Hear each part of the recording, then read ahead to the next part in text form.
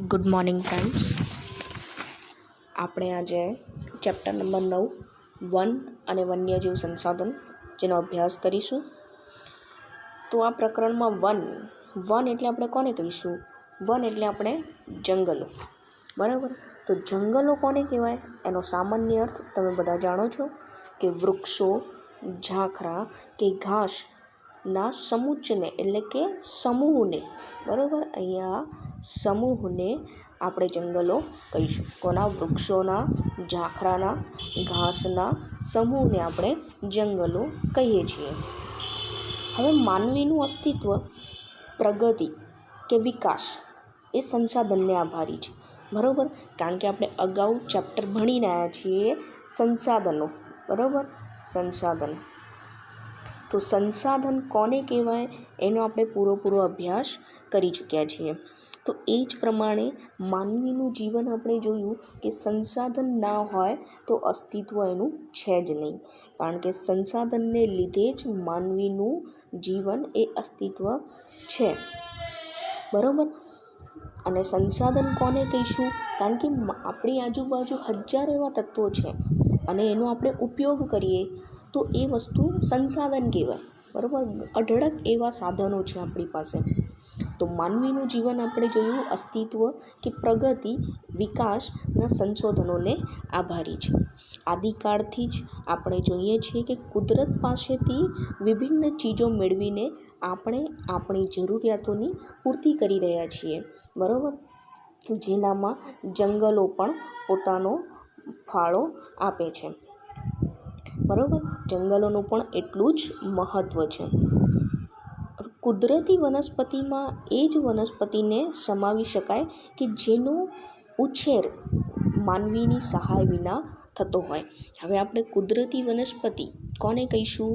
તો એવી વનસ્પતિ જે કુદરતી રીતે થતી હોય. કોના રીતે?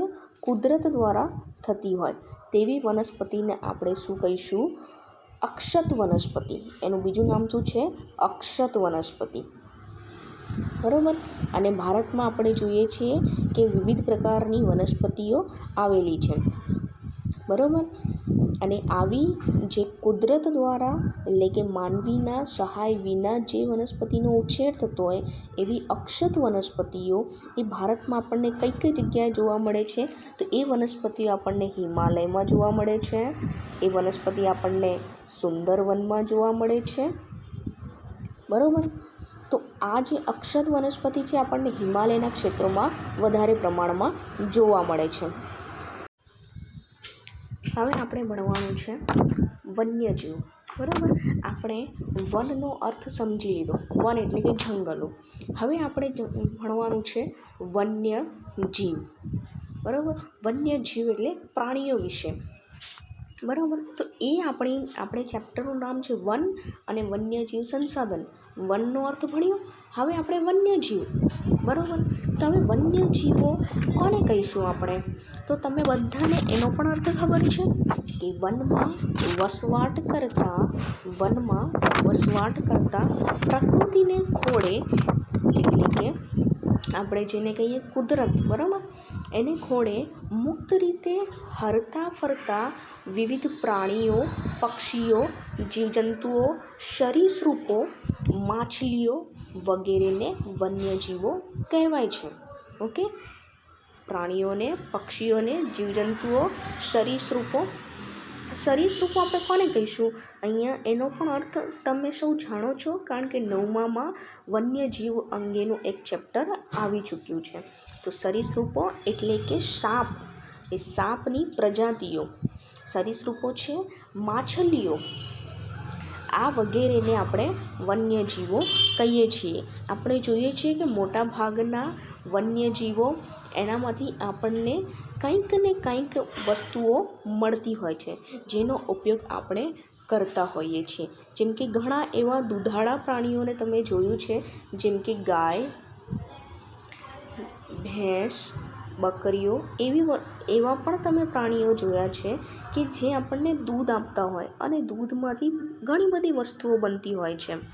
અને જેનો આપણે ઉપયોગ રોજબરોજ કરતા હોઈએ છીએ. એવા ઘણાએ પક્ષીઓ છે, જીવજંતુઓ છે, જેમની પાસેથી કંઈક ને કંઈક મળતું હોય છે અને એનો ઉપયોગ આપણે આપણા જીવનમાં કરતા હોઈએ છીએ. એટલે આ વન્યજીવો વિશે થઈ ગયું. આપણે વન અને વન્યજીવ બંનેનો અભ્યાસ કરી લીધો, બરાબર. એમની વ્યાખ્યાઓ જોઈ લીધી. એટલે હવે આપણે વન એટલે કે જંગલો એના પ્રકારો વિશે ભણીશું. તો હવે અહીંયા વન એટલે કે જંગલોના પ્રકારો એટલે કે વહીવટી, માલિકી અને વ્યવસ્થાપનની દૃષ્ટિએ જંગલોના 3 પ્રકાર પાડવામાં આવ્યા છે. અહીં તમે જોઈ શકો છો કે વહીવટી દૃષ્ટિએ જંગલોના પ્રકાર, એનામાં 1 અનામત જંગલ, નંબર 2 સંરક્ષિત જંગલ, નંબર 3 અવર્ગીકૃત જંગલ. એ જ રીતે માલિકી, વહીવટી અને વ્યવસ્થાપનની દૃષ્ટિએ જંગલોના પ્રકાર, જેમાં પણ તમે અહીંયા જોઈ શકો છો કે એના પણ રાજ્ય માલિકીનું જંગલ 1, સામુદાયિક જંગલ 2, ખાનગી જંગલ 3, એ રીતે પ્રકારો પાડવામાં આવ્યા છે, બરાબર. એટલે કે વહીવટી દૃષ્ટિએ જંગલોના પ્રકાર પણ 3 છે, માલિકી, વહીવટી અને વ્યવસ્થાપનની દૃષ્ટિએ પણ જંગલોના પ્રકાર 3 છે, બરાબર. હવે વહીવટી દૃષ્ટિએ જંગલોના પ્રકારમાં આપણે પહેલું એટલે કે અનામત જંગલો વિશે ભણવાનું છે. અનામત જંગલ કોને કહીશું, બરાબર. તો આ પ્રકારના અનામત જંગલોમાં લાકડા વીણવા કે પશુ ચરાણ માટે કાપવા તથા ત્યાં પ્રવેશ કરવાની મનાઈ હોય છે, બરાબર. કારણ કે કેમ લાકડા વીણવા અને પશુ ચરાણ માટે મનાઈ હોય છે? કારણ કે આ જંગલોનો વહીવટ સીધો અહીંયા સરકારી તંત્રના નિયંત્રણમાં હોય છે. એટલે કે સરકારી તંત્ર આની દેખભાળ કરતું હોય છે. એટલે અહીંયા લાકડા વીણવા કે પશુ ચરાણ માટે ત્યાં કાપવા લાકડા કે પશુ ચરાણ કરવા માટે પ્રવેશ કરવાની સખત મનાઈ હોય છે, બરાબર. તો આ થયું અનામત જંગલ. હવે આપણે જોવાનું છે સંરક્ષિત જંગલ. તો સંરક્ષિત જંગલ આપણે કોને કહીશું? તો સંરક્ષિત જંગલ એટલે કે આ પ્રકારના જંગલોમાં સ્થાનિક લોકોને વૃક્ષોને હાનિ પહોંચાડ્યા વિના લાકડા વીણવાની અને પશુ ચરાણની છૂટ હોય છે. અને તે જંગલોની સુરક્ષા પણ સરકારી તંત્ર દ્વારા કરાય છે.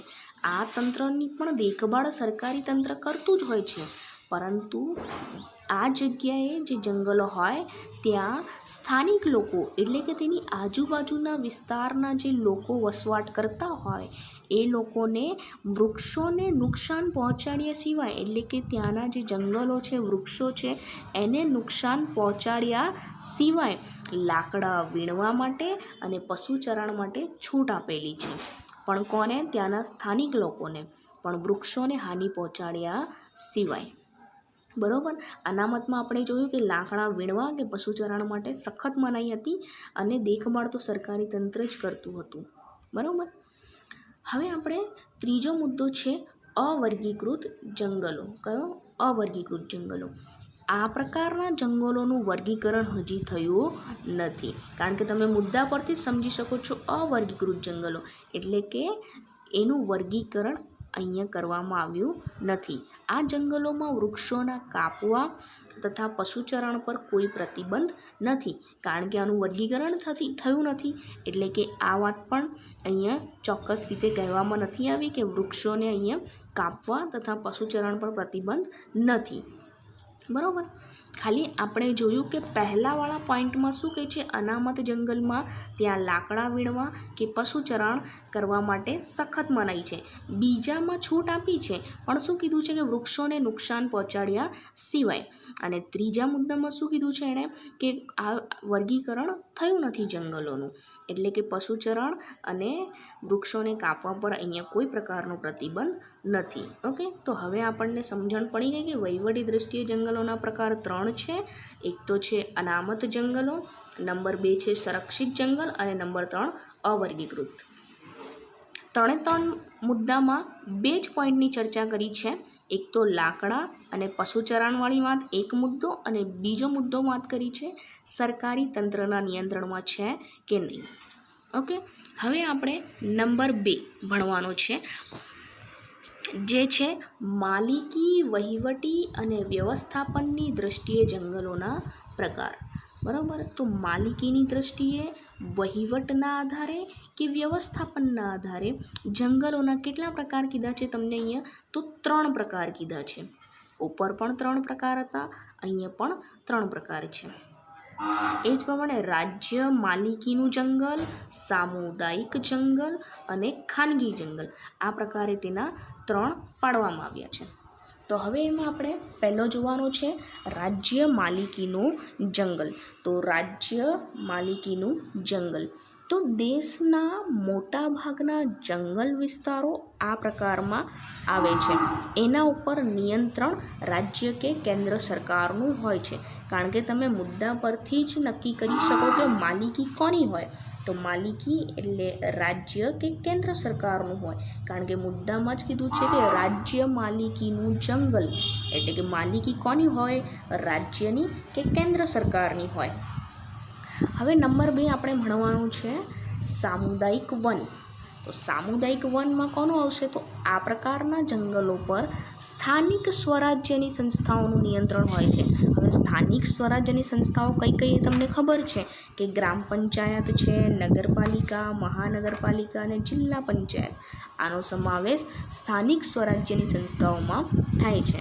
એટલે કે સામુદાયિક વન એનામાં શું કીધું છે કે આ પ્રકારના જે જંગલો હોય તેના પર સ્થાનિક સ્વરાજ્યની સંસ્થાઓનું નિયંત્રણ હોય છે. બરાબર, અને છેલ્લે આવ્યું છે ખાનગી જંગલ. કયા? ખાનગી જંગલ. તો ખાનગી જંગલ એટલે કે આ પ્રકારના જંગલની વ્યક્તિગત માલિકી હોય છે, કારણ કે નામ જ છે મુદ્દાનું ખાનગી જંગલ, ખાનગી લોકોની એટલે કે વ્યક્તિગત માલિકીની હોય છે. જો કે આ પ્રકારના જંગલમાં ઘણા ખરા જંગલો ઉજ્જડ અવસ્થામાં તો કેટલાક શત વિકસિત અવસ્થામાં હોય છે. એટલે કે એને શત વિકસિત એટલે આપણે એને શું કહીશું કે જે એનો કહેવાય ને કે સૂકી ગયા હોય બિલકુલ. ઉજ્જડ એટલે કે હજી તેનો કહેવાય ને કે સારા પ્રમાણમાં વિકાસ થયો નથી, કારણ કે એની દેખભાળ સરકારી તંત્રના હાથમાં હોય તો વ્યવસ્થિત એ લોકોનું કાર્ય એમના હસ્તકમાં આવી જાય, એટલે રોજબરોજ એમને એમની દેખભાળ કરવી પડે. પણ ખાનગી જંગલો હોય તે ઉજ્જડ અવસ્થામાં તો કેટલાક શત કે વિશત અવસ્થામાં હોય છે. ક્ષત એટલે કે અહીંયા તમને ખબર પડે, ક્ષતિ એટલે કે વિકસિત એટલે કે અહીંયા ખામીવાળા. બરાબર, તો આ પ્રકારના જંગલો આપણને કઈ જગ્યાએ જોવા મળે છે? તો આ પ્રકારના જંગલો આપણે જોઈએ છે કે ઓડિશા, મેઘાલય, પંજાબ, હિમાચલ પ્રદેશ. બરાબર, આ જગ્યાએ આપણને આ પ્રકારના જંગલો જોવા મળે છે, ખાનગી જંગલો. બરાબર, આપણે ફરી એકવાર જોઈ લઈએ કે જંગલોના પ્રકારો કેટલા છે. તો જંગલોના પ્રકાર આપણે જોયા વહીવટીની દ્રષ્ટિએ અને માલિકી વ્યવસ્થાપનની દ્રષ્ટિએ. એના બંનેમાં પ્રકારો કેટલા આપેલા છે? 3 પ્રકારો આપેલા છે. વહીવટી દ્રષ્ટિમાં આપણે જોયું કે અનામત જંગલ, અહીંયા લાકડા વીણવા પશુચરણ પર સખત મનાઈ, કારણ કે નિયંત્રણ સરકારી તંત્રના હાથમાં. બીજું જોયું સંરક્ષિત જંગલ, એનામાં પણ સેમ કે ભાઈ સ્થાનિક લોકોને ત્યાં છૂટછાટ આપવામાં આવે છે, પણ વૃક્ષોને હાનિ પહોંચાડે સિવાય, અને દેખભાળ સરકારી તંત્ર કરતું હોય છે.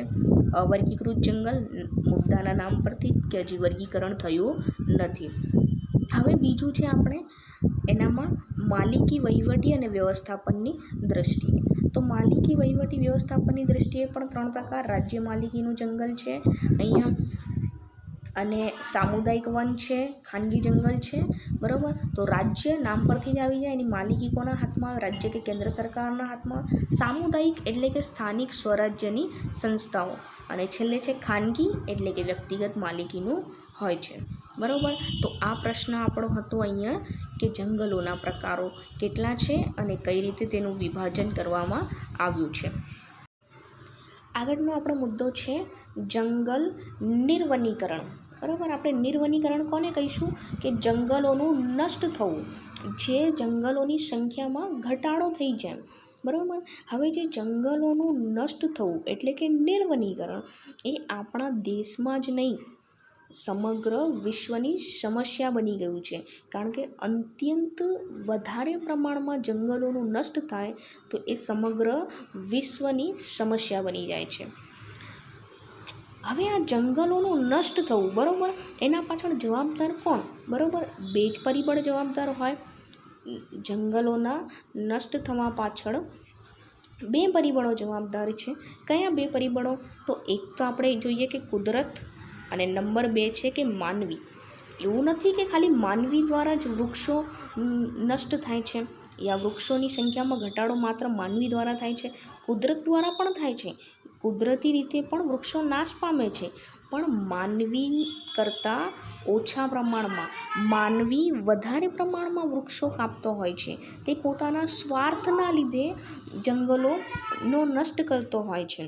એને જંગલોમાંથી વધારે પ્રમાણમાં લાકડા મેળવવાના હોય, એનાથી તે મોટા મોટા ફર્નિચરો વધારે બનાવતા હોય છે, જેથી કરીને તે નાણાં મેળવી શકે.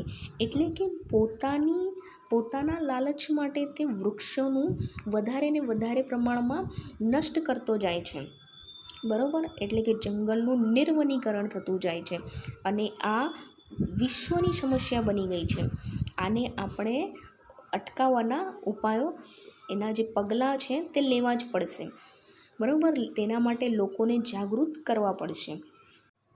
જો આપણે ખેતીની ફળદ્રુપતા જાળવી રાખવાની હોય તો વૃક્ષો વધારે પ્રમાણમાં ઉગાડવા પડશે. બરાબર, વૃક્ષોનું પ્રમાણ વધારવું પડશે, પણ નિર્વનીકરણ જે થઈ રહ્યું છે તેને આપણે અટકાવવું પડશે. નહીંતર આપણી જે જમીન છે તેની ફળદ્રુપતા, ખેતીની જે ફળદ્રુપતા છે એની સમસ્યા વધતી જશે. દ્વિકલ્પીય ભારતના જંગલોમાં થયેલ નિર્વનીકરણને લીધે જંગલ વિસ્તાર ઘટી જતા અનેક સજીવોએ કુદરતી આવાસો ગુમાવ્યા છે. આપણને ખબર છે કે જો જંગલોનું નષ્ટ થશે, જંગલોની સંખ્યા ઘટશે, તો જે આવા જંગલોની અંદર રહેતા જે વન્યજીવો છે, જે સજીવો છે, તે પોતાના આવાસો ગુમાવી બેસશે. કારણ કે જે વન્યજીવો છે તેના આવાસો કુદરત રીતે જ એમને મળેલા છે. કુદરતી આવાસો તેઓ પોતાના ગુમાવી બેસશે. એટલે કે આપણે જંગલોનું નષ્ટ થતું અટકાવવું પડશે. નહીંતર આવા જે સજીવો છે જે પોતાના કુદરતી આવાસો ગુમાવી બેસશે તો તે શહેરી વિસ્તાર તરફ વળશે, અને પછી આવા વન્યજીવો શહેરની અંદર લોકોને ખૂબ નુકસાન પહોંચાડશે. આ ઉપરાંત આપણે જોઈએ તો વન્યજીવો ખોરાક અને પાણીની શોધમાં માનવ વસવાટના ક્ષેત્રો તરફ આવી જાય છે. બરાબર, જો એમના કુદરતી આવાસો તેઓ ગુમાવી બેસે તો તેઓને ખોરાકની જરૂર પડશે, પાણીની જરૂર પડશે, તો તેઓ ક્યાં આવશે? માનવ વસવાટના ક્ષેત્રો, એટલે કે શહેરી ક્ષેત્રો તરફ તેઓ ફરી વળશે, અને શહેરી ક્ષેત્રોમાં લોકોને નુકસાન પહોંચાડશે. કારણ કે જંગલોથી જ તેમને ખોરાક મળતો હતો. બરાબર, તો એ એમને હવે નહીં મળે તો તેમની શોધમાં તેઓ શહેરી તરફ આવી જશે. માંસાહારી વન્યજીવો દ્વારા જંગલની નજીકના ક્ષેત્રોમાં વસતા પશુપાલકોના પાલતુ પશુઓના મારણના બનાવો વધી ગયેલ છે.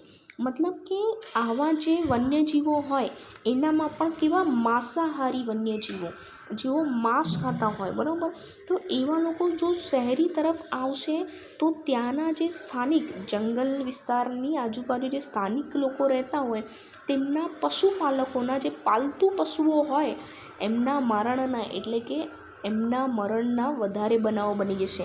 કારણ કે માંસાહારી વન્યજીવોને તો શું જોઈતું હોય છે? એવા નાના નાના પશુઓ જોઈતા હોય છે. બરાબર, તો શહેરી વિસ્તારમાં જે પાલતુ પશુઓ છે તેઓને તેઓ ખાઈ જશે. સીધા અર્થમાં કહીએ તો એમનો ખોરાક એ જ બની જશે, એવા પાલતુ પશુઓ. એટલે કે આની સીધી અસર ક્યાંથી? જંગલોના નષ્ટ થયું, તેમણે પોતાના આવાસો ગુમાવ્યા એટલે એમને ખોરાક અને પાણીના શોધની જરૂર પડી, અને તેઓ શહેરી વિસ્તાર તરફ આવ્યા, અને આવા પાલતુ પશુઓના મરણના બનાવો બની ગયા. એટલે સીધી અસર ક્યાં છે? જંગલો. બરાબર, એના નષ્ટ થયા, એમના આવાસો તેઓએ ગુમાવી બેસ્યા. ઓકે, તો જંગલોની નિર્વનીકરણની અસરોમાં આપણે જોઈએ તો કાર્બન ડાયોક્સાઇડ, ગ્રીનહાઉસ ઇફેક્ટ જોઈએ, આપણે ખેતીની ફળદ્રુપતાવાળી વાત જોઈ, અહીંયા કુદરતી આવાસો, પછી તેમની શોધ ખોરાક પાણી તરફ, માંસાહારી વન્યજીવોને છેલ્લે શું મળે છે? પાલતુ પશુઓ. ઓકે, તો આ હતી નિર્વનીકરણની અસરો અને મોટા ભાગે આ એક્ઝામમાં પૂછાતી હોય છે. વન સંરક્ષણના ઉપાયો. બરાબર, હવે આપણે જોવાનું છે કે વન સંરક્ષણ કઈ રીતે થઈ શકે, એના માટે કેવા પગલાઓ આપણને લેવા જોઈએ. તો લાકડાના વિકલ્પે વાપરી શકાય તેવી સામગ્રી માટે સંશોધનો હાથ ધરવા જોઈએ. આપણે જોતા હોઈએ છીએ કે માનવીને લાકડું, જંગલોમાંથી જે લાકડું મળતું હોય તે ખૂબ જ મહત્ત્વનું હોય છે. કારણ કે માનવી લાકડાનો ઉપયોગ શા માટે કરતો હોય, તો માનવીને લાકડામાંથી ફર્નિચર બનાવવાના હોય. બરાબર, એ ફર્નિચર બનાવી વધારે ને વધારે નાણું મેળવતો હોય છે. બરાબર, એટલે માનવીને જંગલોમાંથી મળતું લાકડું તે ખૂબ જ મહત્ત્વનું હોય છે, જેથી કરીને તે પોતાની આર્થિક એટલે કે નાણું વાપરી શકે. હવે અપરિપક્વ વૃક્ષોના કાપવા પર સંપૂર્ણ પ્રતિબંધ મુકાવવો જોઈએ. અપરિપક્વ વૃક્ષો એટલે કે એવા વૃક્ષો કે જેમનો હજી વિકાસ થયો નથી, એવા વૃક્ષો કે જે હજી નાના છે. બરાબર, વિકાસની પ્રક્રિયા હજી થઈ નથી, તો એવા વૃક્ષો જો કાપી દેવામાં આવે તો જંગલોમાં જે જંગલો છે એની સંખ્યામાં ઘટાડો થઈ જશે. બરાબર, તો એવા વૃક્ષોને કાપવા પર સંપૂર્ણપણે સરકારે શું કરવું જોઈએ? પ્રતિબંધ મૂકવો જોઈએ. જ્યાં જરૂરિયાત કે વિકાસ સારું નિર્માણ કરવા જે વૃક્ષો અનિવાર્યપણે કાપવા પડે તો તેને ઠેકાણે નવા એ જ પ્રજાતિના આપણે વૃક્ષો વાવવા જોઈએ. કે આપણે જોતા હોઈએ છીએ કે આપણને નિર્માણ કાર્ય, બરાબર, સારો વિકાસ કરવો હોય, ઘણી જગ્યાએ તો વૃક્ષો આપણને ખૂબ જ અતિશય તાતી જરૂરિયાત પડે તો આપણને કાપવું પડે, તો એ જગ્યાએ આપણે શું કરવાનું છે? એ જ પ્રજાતિના વૃક્ષો વાવવા જોઈએ. આપણે એક નિયમ બાંધી જવો જોઈએ કે આપણે જો એક વૃક્ષને કાપીએ, બરાબર, તો એની સામે આપણે કેટલા 3 વૃક્ષો ઉગાવવા જોઈએ, એવો આપણે નિયમ કરી દેવો જોઈએ. જેથી કરીને શું થશે કે જંગલો, વૃક્ષોની સંખ્યામાં ઘટાડો થશે નહીં અને આપણે વન સંરક્ષણ કરી શકીશું. જે ઉદ્યોગો જંગલોમાંથી કાચો માલ મેળવે છે, શું મેળવે છે? કાચો માલ, તો તેને અગમચેતીપૂર્વક વનીકરણ માટે ફરજ પાડવી જોઈએ. આપણે જોઈએ છે કે ઉદ્યોગોમાં ઘણીવાર કાચા માલની જરૂરિયાત પડે છે, તો એ કાચો માલ એમને ક્યાંથી મળે છે? તો એ કાચો માલ એમને જંગલોમાંથી મળતો હોય છે. તો એવા ઉદ્યોગપતિઓને આપણે અગાઉથી સરકાર દ્વારા ચેતવી દેવા જોઈએ કે તેમને માટે વનીકરણ કરવું ફરજિયાત છે, કે તેઓ જો કાચો માલ મેળવે તો એ સ્થાને એ જંગલો કાપ્યા હોય તો ત્યાં વનીકરણ ફરજિયાત રીતે એમને કરવું જ પડશે. ઇકો ટુરિઝમના વિકાસના નામે, હવે ઇકો ટુરિઝમ એટલે કોને? આપણે જોતા હોઈએ છીએ કે સ્કૂલોની અંદર ઇકો ક્લબ ચાલતું હોય છે, જેનામાં ઘણા વિદ્યાર્થીઓ જોડાયેલા હોય છે અને ઇકો ક્લબની અંદર વૃક્ષોનું જતન કરવું, પર્યાવરણનું જતન કરવું તે અંગે તેમને સમજાવવામાં આવતું હોય છે. તો ઇકો ટુરિઝમના વિકાસના નામે જંગલની પારિસ્થિતિક ન જોખમાય, બરાબર, જંગલની જે પરિસ્થિતિ છે તે ન જોખમાય, બરાબર, કોઈ પણ પ્રકારનું નુકસાન ન થાય તે માટે એવી જગ્યાએ કડક રીતે નિયમો લાદવા જોઈએ. બરાબર, જેથી કરીને આપણે વન સંરક્ષણ કરી શકીએ.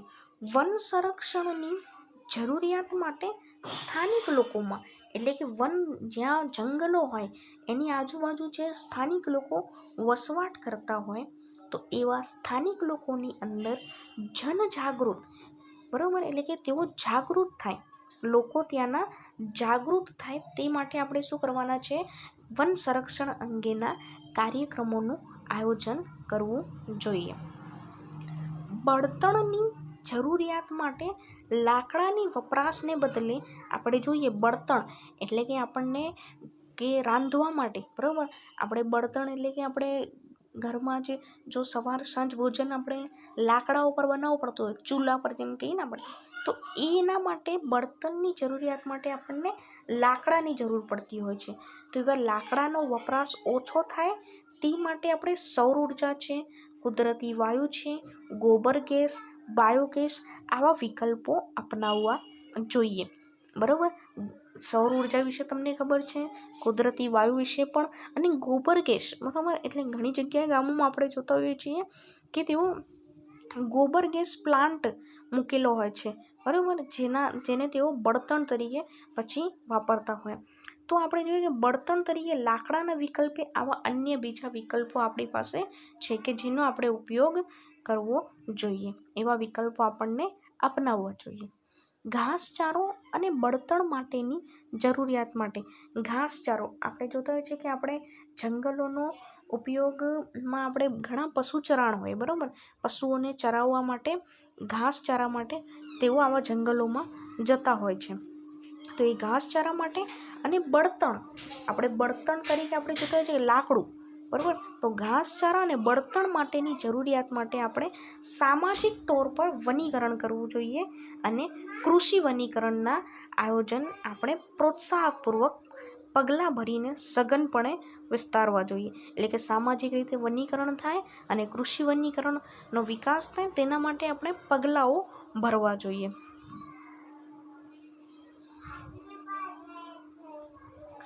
વન સંરક્ષણનો ઉપયોગ આપણે, એટલે કે વન સંસાધનોનો આપણે કરકસરપૂર્વક ઉપયોગ કરવો જોઈએ. એટલે કે જંગલોમાંથી આપણને જે કાંઈ વસ્તુઓ મળે છે એનો આપણે કરકસરપૂર્વક, એટલે જેટલી જરૂરિયાત છે તેટલા જ પ્રમાણમાં આપણે તેનો ઉપયોગ કરવો જોઈએ. આમ તંદુરસ્ત વૃક્ષોની પ્રક્રિયા ઝડપી બને તે માટે કીટકોથી ક્ષતિગ્રસ્ત વૃક્ષોને દૂર કરવા જોઈએ. આપણે જોતા હોઈએ છીએ કે તંદુરસ્ત વૃક્ષો આપણે જંગલોમાં જોઈએ તો ઘણા તંદુરસ્ત, એટલે કે સારા વિકાસ પામેલા વૃક્ષો હોય છે. તેવા વૃક્ષોની પ્રક્રિયા ઝડપી બને તે માટે કીટકો, એટલે કે જે જીવજંતુ હોય છે, કીટકોનો અર્થ અહીં શું થઈ જશે? જીવજંતુ. તો એવા કીટકોથી ક્ષતિગ્રસ્ત વૃક્ષોને દૂર કરવા જોઈએ. એટલે કે કીટકો હોય તેનાથી ઘણા વૃક્ષો આપણે જોતા હોઈએ છીએ જે ખૂબ જ જંગલોને, જે લાકડા હોય છે એને નુકસાન પહોંચાડતા હોય છે. તો એવા કીટકોથી ક્ષતિગ્રસ્ત થયેલ વૃક્ષોને આપણે તંદુરસ્ત વૃક્ષોથી દૂર રાખવા જોઈએ, જેથી કરીને તંદુરસ્ત વૃક્ષો ખરાબ ન થઈ શકે, એના લાકડું મજબૂત રહે. બરાબર. તમે ઘણીવાર એવી જંગલોમાં પર્યટક તરીકે ગયા હોય, જંગલોમાં તમે જો ફરવા માટે ગયા હોય તો તમે ત્યાં જુઓ તો ઘણીવાર એવા જીવજંતુ હોય છે ને કે જેના લીધે એવા વૃક્ષોને તેઓએ ખૂબ નુકસાન પહોંચાડવું હોય. બરાબર. એનું લાકડું ખૂબ જ સુકાઈ ગયેલું હોય. તો એવા વૃક્ષો તમને જોતા હોય તો કીટકોથી ક્ષતિગ્રસ્ત હોય છે. તો એવા વૃક્ષોને આપણે તરત દૂર કરવા જોઈએ. દાવાનળથી જંગલો. હવે દાવાનળ એટલે કે શું છે? જંગલોમાં લાગતી આગ. હવે જંગલોમાં લાગતી આગ બે પરિબળ તરીકે, કાં તો માનવી પોતે લગાવે, કાં તો પછી કુદરતી રીતે લાગતી હોય. બરાબર. એટલે જંગલોમાં બે રીતે આગ લાગે, કાં તો માનવી પોતે લગાવે, કાં તો પછી કુદરતી રીતે. બરાબર. હવે કુદરતી રીતે એટલે કઈ રીતે? આપણે જોતા હોઈએ છીએ કે ઘણીવાર ઉનાળા દરમિયાન જો તાપમાન વધી ગયું હોય, ગરમીનું પ્રમાણ વધી ગયું હોય ત્યારે જંગલોમાં આગ લાગતી હોય છે. તો જંગલોમાં આગ લાગે ત્યારે જંગલોને ભારે નુકસાન થતું હોય છે. તેથી તેના શમન, એટલે કે તેને બુઝાવવા માટે રાષ્ટ્રીય સ્તરે અલાયદું તંત્ર કે દળ ઊભું કરવું જોઈએ. આપણે જોઈએ છીએ કે દાવાનળથી જંગલોને ભારે નુકસાન થાય તો તરત જ જ્યારે જંગલોમાં આગ લાગે તો તરત જ એવા અલગ તંત્રો હોય સરકારી દ્વારા નિમેલા રાષ્ટ્રીય સ્તરે, કે એવા તંત્રો તરત જ પોતાની કામગીરી બજાવે અને જંગલોમાં લાગેલી આગને તરત જ બુઝાવે, જેથી કરીને નુકસાન વધારે પ્રમાણમાં ના થાય, જંગલોમાં લાગેલી આગ વધારે ન ફેલાય. બરાબર. તો એના માટે શું કરવાનું છે? રાષ્ટ્રીય સ્તરે એક અલગ જ અલાયદું, એટલે કે અલગ તંત્રો ઊભા કરવા જોઈએ. પશુચરાણ માટે અલાયદા વિસ્તારો રાખવા જોઈએ. એટલે કે પશુચરાણની જે પ્રવૃત્તિ છે એના માટે અલાયદા, એટલે કે તદ્દન જુદા જ વિસ્તારો રાખવા જોઈએ. પ્રાકૃતિક સૌંદર્ય અને પર્યાવરણીય સમતુલા જળવાય તેવા પ્રયાસો કરવો જોઈએ. પ્રાકૃતિક સૌંદર્ય, બરાબર, આપણે જોઈએ છીએ કે સૌંદર્યતા જે આપણને જોવા મળતી હોય છે, બરાબર, તો એ સૌંદર્યતા કોના વધારે પડતું આભારી છે? તો એ જંગલોને વધારે પડતું આભારી છે, કે હરિયાળી આપણે જોઈએ ને જેનાથી. તો પ્રાકૃતિક સૌંદર્ય અને પર્યાવરણીય સમતુલા, પર્યાવરણીય જળવાઈ રહે તેવા પ્રયાસો આપણે કરવા જોઈએ. તો આ બંને બે કોના પર આભારી છે? કે વૃક્ષો પર, જંગલો પર, બરાબર. તો એનું સંરક્ષણ થવું જોઈએ. તો એનું સંરક્ષણ થશે તો જ આપણે પ્રાકૃતિક સૌંદર્ય અને પર્યાવરણીય સમતુલા જળવાઈ રાખીશું.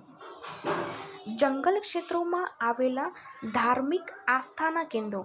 હવે આપણે જંગલ ક્ષેત્રોમાં ઘણી વાર એવા કેન્દ્રો હોય છે આસ્થાના, ત્યાં આવતા પર્યટકોની અવર જવરને લીધે થતા ભૂમિ પ્રદૂષણને અટકાવવું જોઈએ. ભૂમિ પ્રદૂષણ એટલે કે જે આપણે આગળના ચેપ્ટરમાં જોઈને કે જમીનનું નિર્માણ કરતાં કેટલા બધા વર્ષો લાગ્યા છે, અને આપણે માનવી પોતે જ એ જમીનને ખૂબ નુકસાન પહોંચાડતું હોય છે, બરાબર. એટલે કે માનવીએ એ વસ્તુને અટકાવવી જોઈએ, એ વસ્તુને રોકવી જોઈએ, બરાબર. ઘણીવાર આપણે જોતા હોઈએ છીએ કે આવા સ્થળે આપણે જતા હોઈએ તો ફરવા, તો એવા સ્થળે આપણે જોઈએ છીએ કે માનવી ગમે ત્યાં ગમે તે વસ્તુ ફેંકી નાખતું હોય, ગંદકી વધારે પ્રમાણમાં કરતો હોય, બરાબર. તો એ વસ્તુઓને આપણે રોકવાની છે. પછી છેલ્લો પોઈન્ટ શું કહે છે કે શાળા કોલેજોમાં ભણાવતા પાઠ્યક્રમોમાં વન સંરક્ષણની વિગતો સમાવવી અને અસરકારક રીતે સમજાવવી જોઈએ. આપણે જોઈએ છીએ કે શાળા કોલેજોની અંદર આવા વિષયો નાખવામાં આવે, આવા વિષય અંગેની તમને પૂરેપૂરી માહિતી આપવામાં આવે છે, સમજાવવામાં આવે છે, જેથી કરીને વન સંરક્ષણ થઈ શકે. હવે આપણે જોઈએ છીએ કે જનજાગૃતિના કાર્યક્રમો તો કરવાના છે, પણ સાથે સાથે નાની ઉંમરે જ જો બાળકોને, વિદ્યાર્થીઓને આવા વિષયો, આવા જંગલો વિશે, આપણા કુદરત દ્વારા મળેલી વસ્તુઓ, સંસાધનો વિશેની જો માહિતી આપીએ તો આપણે એ વસ્તુઓને કરકસરપૂર્વક વાપરી શકીએ છીએ, બરાબર. એટલે આપણે શાળા કોલેજોની અંદર આવા પાઠ્યક્રમોની અંદર આવા વિષયો આવે, જેથી કરીને વિદ્યાર્થીઓને, બાળકોને નાની વયે જ આવી વસ્તુઓનો ખ્યાલ આવી શકે, એમનામાં સમજણ આવી શકે, બરાબર. તો છેલ્લા પોઈન્ટમાં કીધું છે કે શાળા કોલેજોમાં આવા વિષયો રાખવામાં આવે તો વન સંરક્ષણ થઈ શકે છે. ઓકે, તો આ હતા વન સંરક્ષણના ઉપાયો, કયા કયા પગલાં લેવા જોઈએ.